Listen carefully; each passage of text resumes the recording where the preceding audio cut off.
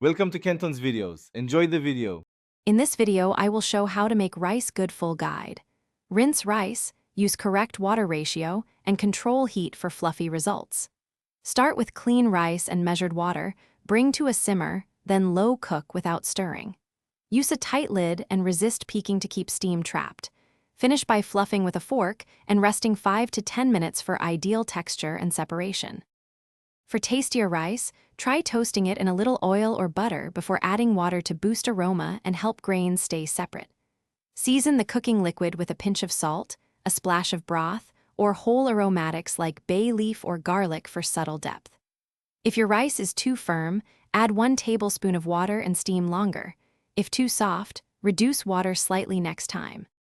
If you want consistent, hands-off rice, use the absorption method.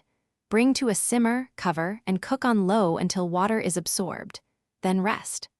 Short grain rice benefits from a bit more water and less stirring to create stickier rice for rolls or bowls. For precise control and convenience, try the oven or a rice cooker, which maintains steady temperatures and free you to prepare other parts. Thanks for watching. Consider subscribing if we helped you.